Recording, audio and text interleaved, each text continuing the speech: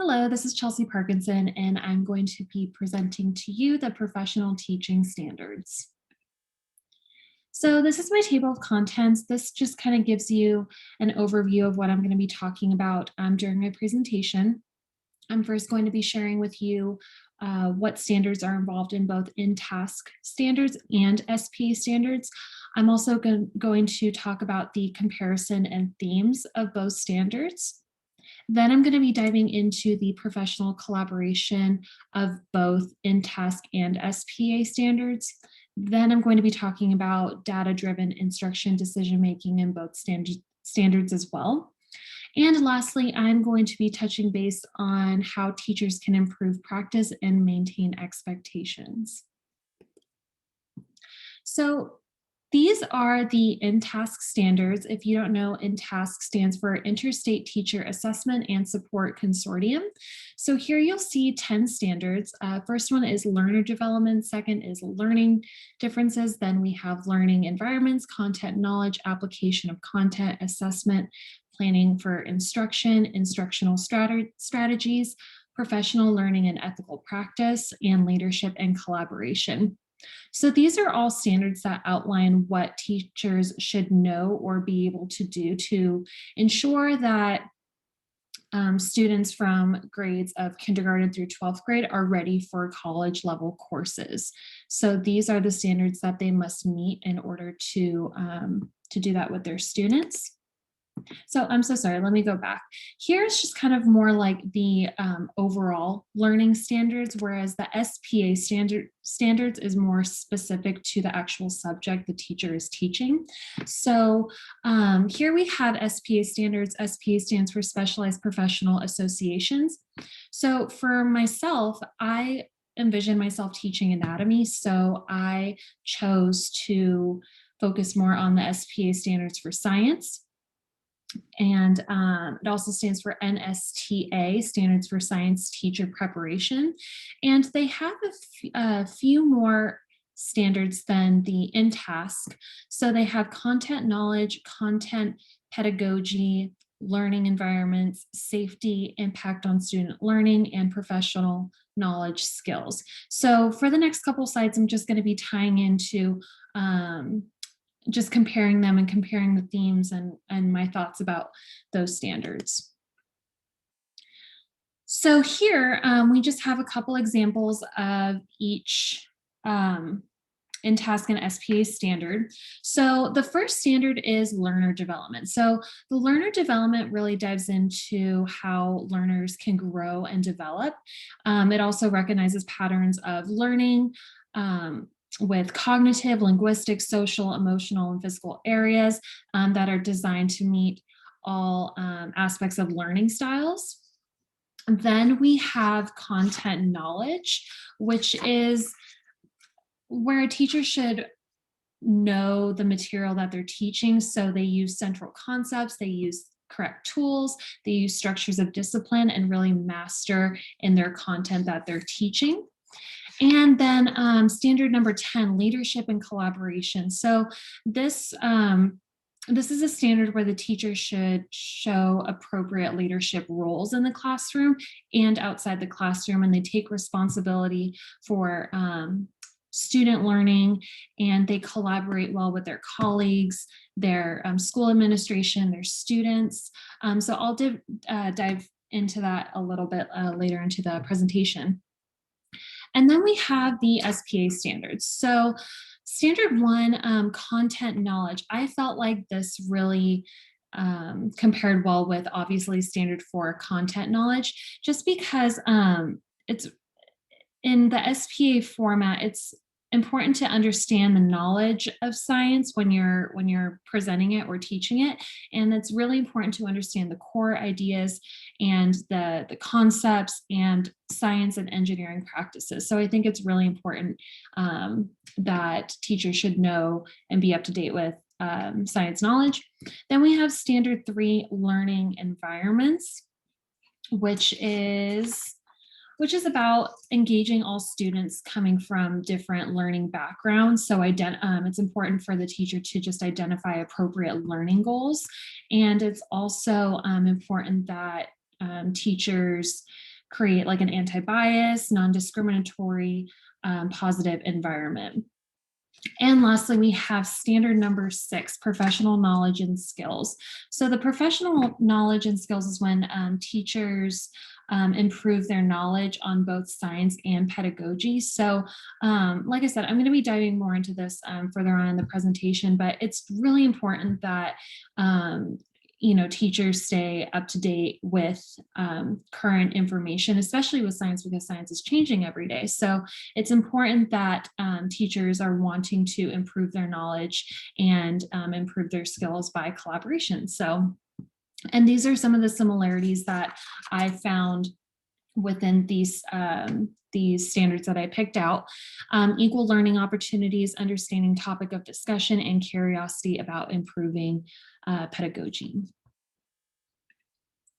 So these are some common themes that I found while I was reviewing both standards. Collaboration with not only students, but colleagues and school administration is very important. Engaging learners. So engaging learners in through classroom participation is very important, and just engaging them in like assignments and activities. Content knowledge, like I previously just said, content knowledge is so key when it comes to becoming an educator, because these students are hearing the information that you're teaching for the first time. So it's important that you know what you're talking about. Effectiveness, the effect of how the learners or how the students take in the information that you are presenting on. Like, is it affecting them, or are they just kind of blowing it over? It's important to really reflect and see how effective that they're taking in that information. That way you can improve on further lessons. Positive learning environments.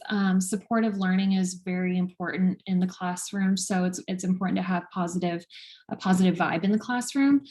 Growth and development. Growth and development is great for both students and teachers, and learning opportunities. It's important to make sure that the student has many opportunities to learn, and it's important that the student doesn't feel alone and understands the resources that they have for them, such as librarians, student success center, their counselors, etc. Okay, so now I'm going to be diving into how I think professional collaboration ties into these standards that I picked out. So first of all, standard number 6, assessment. And this is all in task standards. So standard number 6, assessment. This usually talks about several techniques to involve students in growth and improvement. So when we're teaching, it's important not to just have a tunnel vision. It's important to look at the overall picture and think of different techniques, different ways on how to grow and improve the student's learning ability. And we can do that with collaborating with the students, also with our colleagues. And then we have standard number 8, instructional strategies, using different approaches to motivate learners to understand instructional material.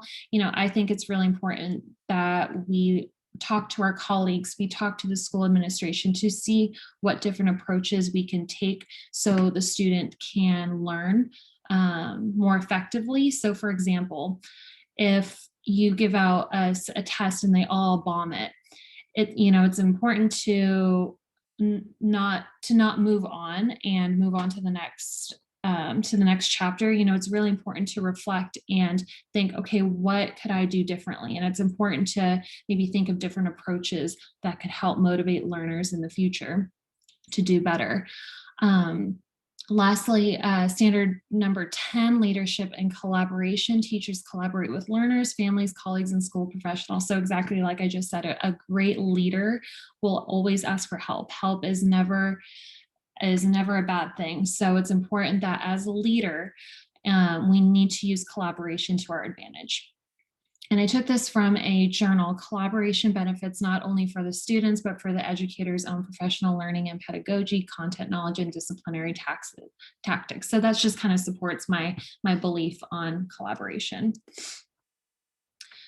Okay, data-driven instructional decision-making in tasks. So I felt that these 2 standards really supported the data-driven instructional decision-making in this standard. So first standard is Number 4, content knowledge. Again, teachers have a full understanding of class contact. They develop curiosity and reflection strategies by attending conventions and researching updated concepts to better improve instruction. So again, like I said, when we're teaching, it's important that we know what we're talking about. We're prepared, we're confident to ask or answer questions. We're confident that we just know what we're talking about. So it's important to prepare, to review, to practice. That way we have that confidence and that content knowledge. And also, as far as developing curiosity and reflection, it's important to be curious and think of different ways, different approaches, different strategies, and reflect on how you can do things better, or what you can continue doing if it's working. But if there's things that you can improve on, like how can you improve that to where the learners can, or the students can learn more effectively. And then we have standard number 7, planning for instruction. Teachers effectively prepare for class by staying up to date with content areas and curriculum. So, constantly researching data, constantly researching articles, websites, and then using that decision making to put it into the curriculum. So that's why I think these standards really supported the data-driven instructional decision making in task. Okay, now I'm going to be diving into the professional collaboration in SPA or SPCA. So standard number 2, content pedagogy. So just a reminder that I'm focusing more on the science standards, so that NSTA. So standard number 2, content pedagogy. Teachers collaborate with learners so they can design a fun learning experience. So I'm going to give it a guess and say that students aren't necessarily very excited about school. They think it's boring. They think learning is just not fun. They'd rather be outside. So I think it's very important that teachers come up with a fun learning strategy for students. That way they can pass the message along to their friends and be like, oh my gosh, this teacher's so cool. Like, she does this and that, and I learned so much. And, they'll be able to take that information with them for the rest of their life. And what better way to do that than collaborate with your peers, or, even your family members and your friends. Maybe they have a great idea. So, thinking of fun ways to make the practice of teaching fun for the students. Standard number 3, learning environment. So students are able to find opportunities that involve collaborating and communicating with other students. And science is all about investigating, observation, evaluation, and reflection. So science is a great way to collaborate with peers because we have what are called labs throughout the curriculum. So for example, anatomy, we're constantly dissecting hearts, cadavers, what else? Brains, the cats. So it's a great way to get into a group and work together and collaborate together and communicate, like, okay, what tools do we need? What's next? So it's a really effective way to practice professional collaboration and communication. In science specifically. Then we have standard number 6, professional knowledge and skills. Teachers are always looking for new ways to improve curriculum by connecting with colleagues, students, and administration. So like I said previously, science is changing every single second of the day. So as teachers, as a science teacher, it would be very beneficial and very smart of myself and others to always look for new ways to improve the curriculum, and always research and attend conventions, attend meetings, just so we stay up to date with what's going on. And that way we can share that updated information with the students, with the learners. So that way they're up to date as well, and they're prepared for college. Okay.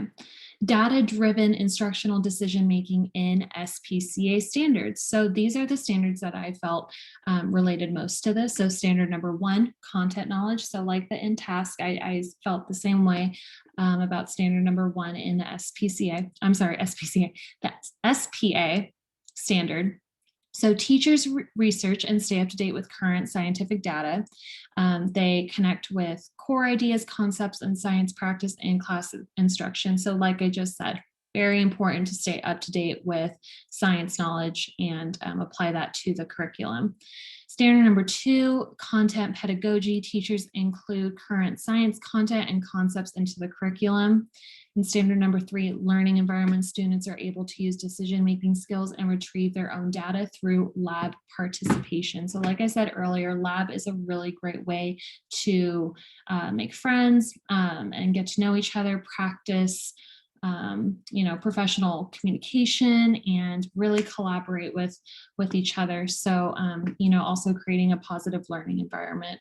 And, they're also retrieving their own data. So as they're doing their lab, they're retrieving their own data. So they need to be able to talk that out and figure out what they did wrong, what they did right, and review their results.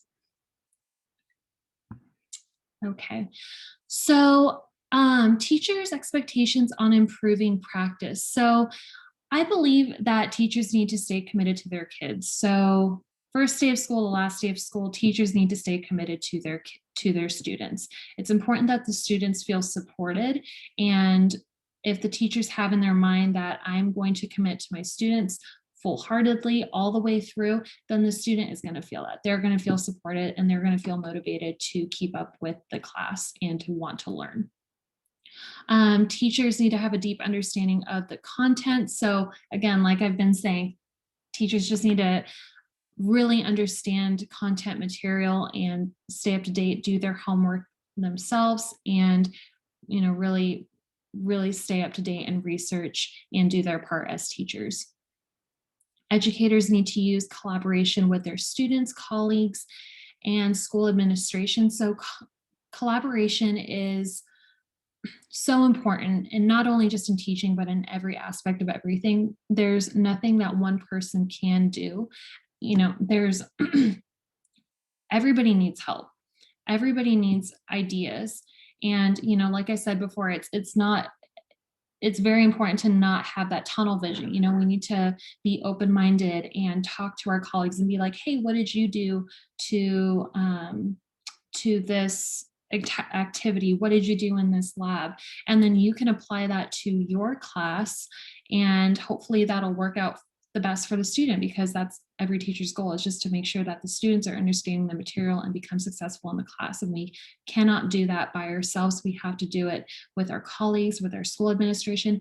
We even need to talk about it with our own students. So evaluations are very important. Just checking in with the students, like, hey, is this working for you? What can I do better as your teacher? So just, checking in with everybody and making sure you're doing a good job. Teachers always need to maintain the leadership role in and out of the classroom. So leadership is always important in the classroom, because you're maintaining that role model figure as the teacher in the classroom, but also outside the classroom. We have social media now. Anybody can look up anything on social media. So if you have really embarrassing pictures of yourself on Instagram or Facebook, then that's probably going to get leaked out to the students, and they can see that, and they could lower their respect for you. So it's always important to just maintain professionalism in and out of the classroom, just so you keep that healthy and professional relationship with your students, and as well as your colleagues too. And lastly, I pulled this from a journal as well. Teachers need to reflect on effective and ineffective practices to enrich the learning environments for every student. So again, this is actually one of the dispositions that I feel like I need to work on as a long-term sub, is reflection. It's like this quote just proved that effective and ineffective practices need to be reflected on. So you need to look at the good, the bad, and really reflect, like, what should I continue with? What should I improve on? What could I do differently? And like I said, you can do that with collaboration with your colleagues as well, and your own research. So that will benefit the student as well as yourself as a teacher. And these are my references. So if you would like more information, you can go ahead and click those links, and it'll direct you to where I got my information for this presentation. Thank you so much for joining me, and I hope you have a good rest of your day. Bye-bye.